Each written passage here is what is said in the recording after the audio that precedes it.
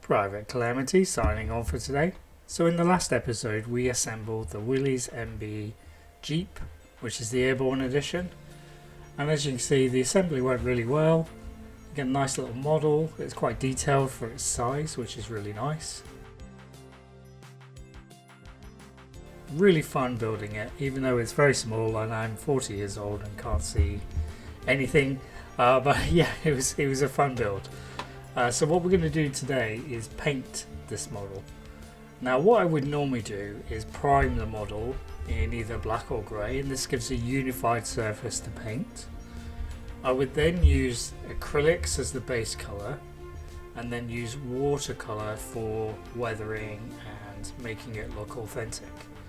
But what I'm trying to do is stick with what is included in this kit as much as I possibly can. Apart from the weathering. So in this kit includes 4 paints. We have a base dark green, we have a tan colour which will be for the seats, we have a black which will be for the wheels and the chassis, and we have a red for the rear tail lights. I'm not sure I'm going to use the red, to be honest. Yeah, it comes with a paintbrush. It's a nice paintbrush for the size of the model. So we don't know how long these paints have been sat on the shelf and whether all the compounds have separated. So it's always a good idea to give them a good mix before we start painting.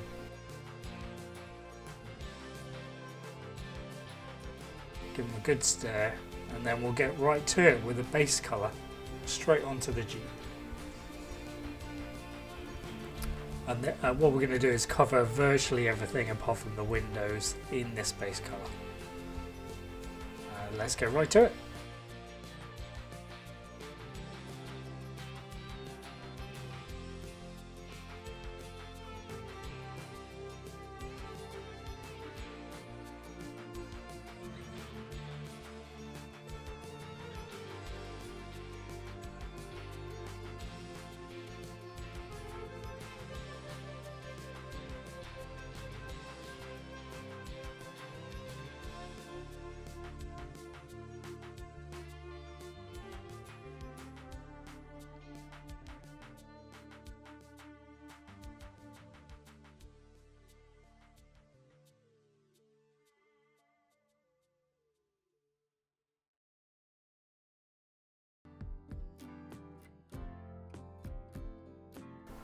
Right, well that's a good base coat on the Jeep.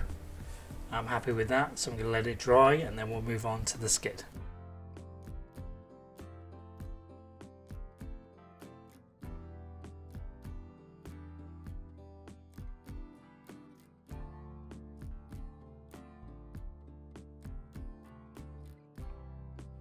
So I made a newbie mistake. I painted the entire skid, then realised I'm going to have to put it down somehow to dry without the paint sticking to a surface. So if you've got a similar situation to me, don't do that. Paint one side, wait for it to dry, then to paint the other side. Let's move on to the cannon.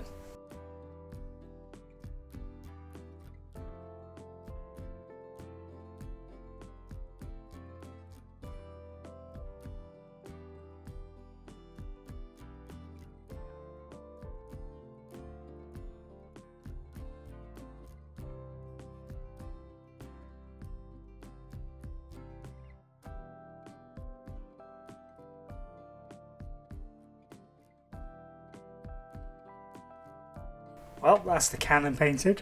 It's looking nice. Let's move on to the trailer.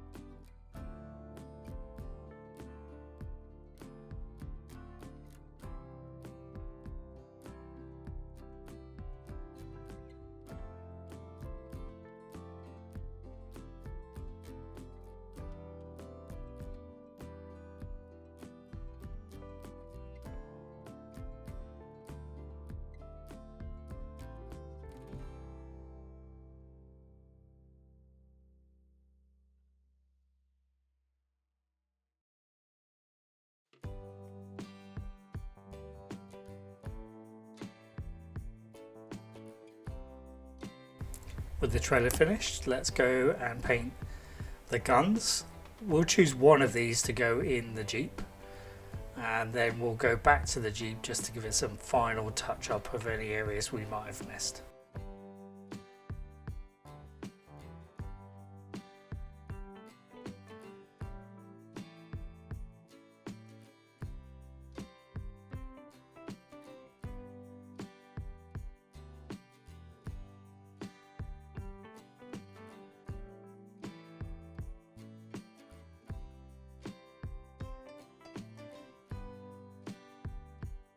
So now we've painted the Jeep, the trailer, the cannon, the guns, all in the base green that was provided.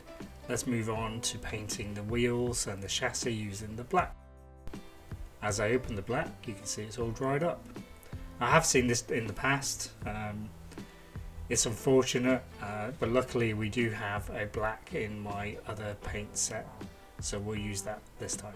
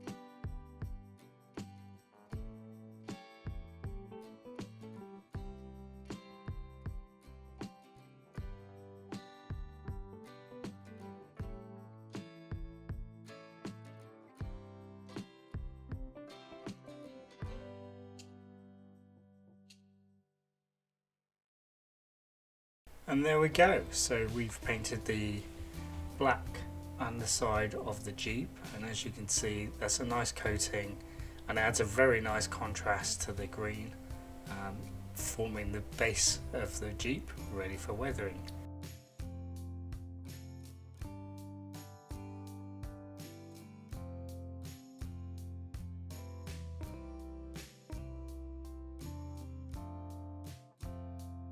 It's decal time. This is one of my least favourite stages within model making.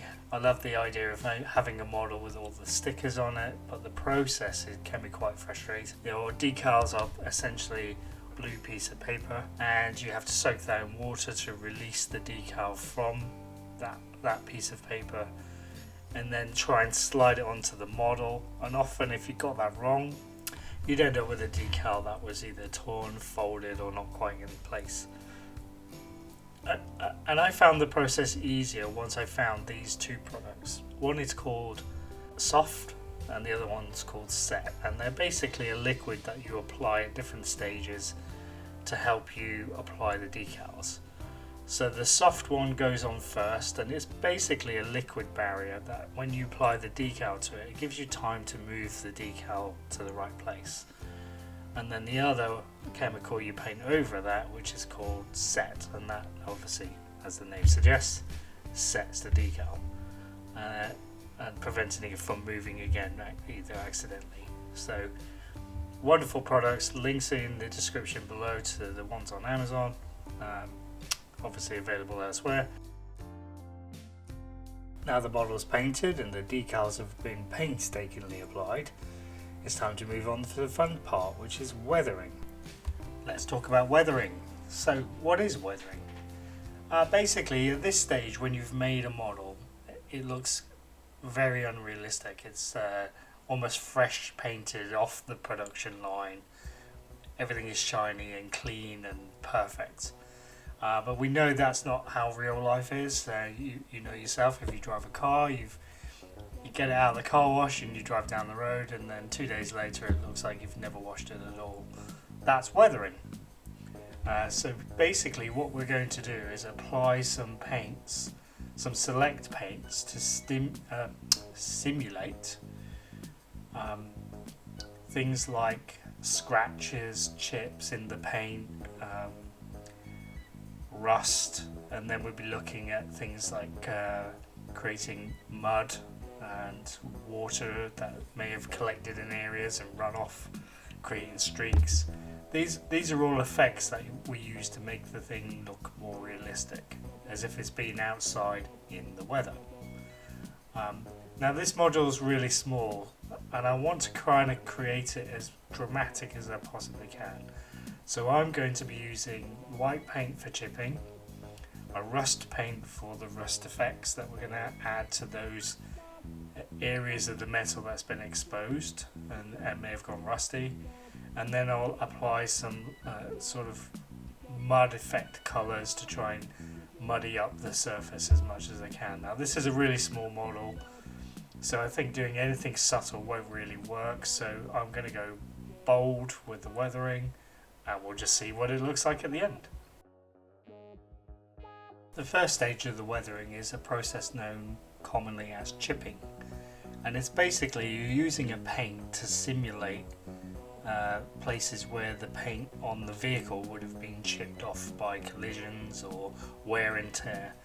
And so what we use here is a flat brush using a white paint that is not heavily applied. So you load the paintbrush and then you take that paint off onto a paper towel until there's virtually no paint on the brush, and then you very gently tap the surface you want to apply chips, and it leaves little specks of white paint, and this looks like scratches.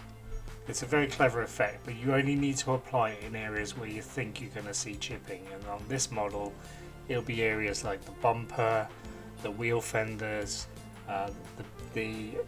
where the driver would get in and out of the seat, the top of the seats. There's very few places where you would see a chip, and that's what we're doing right now. We're chipping.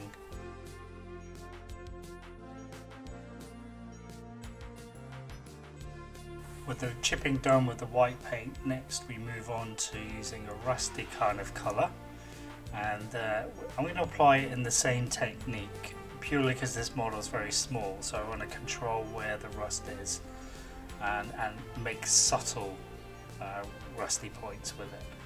So that's what we're doing now, and we'll do that on both models.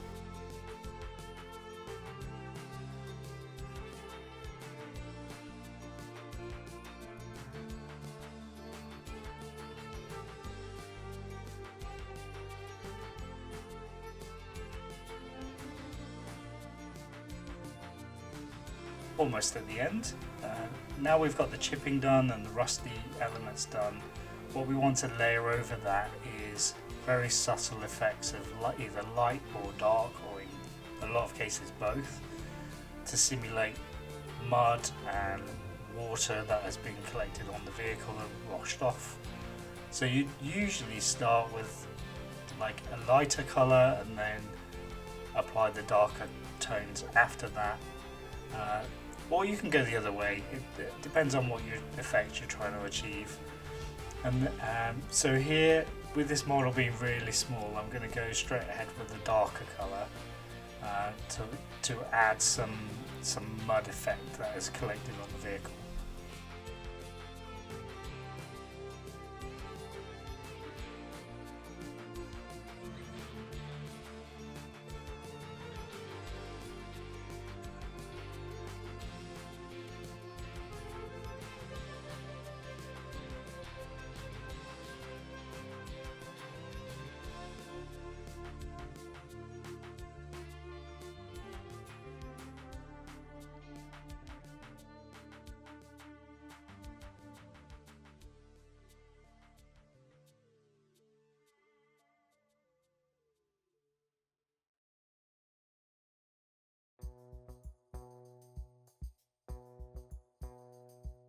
So that's the weathering complete. I'm going to try and show you each model, what it looks like. So here's the Jeep. Overall I'm pretty happy with it. It's very high contrast, which is what I was going for. I'm not sure whether it'll work, but we'll see when it's in the scene.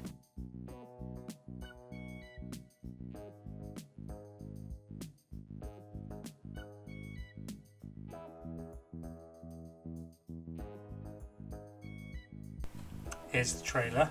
I really liked painting this because of the different colours involved in terms of the box, the guns and the oil cans, and then the smallness of trying to get it weathered was quite fun. And there we have it, fully painted and weathered vehicles, and some parachutes and some guns and the skid. Overall, I'm really happy with it. Let's see in the next video about creating a scene. Thank you for watching, like and subscribe.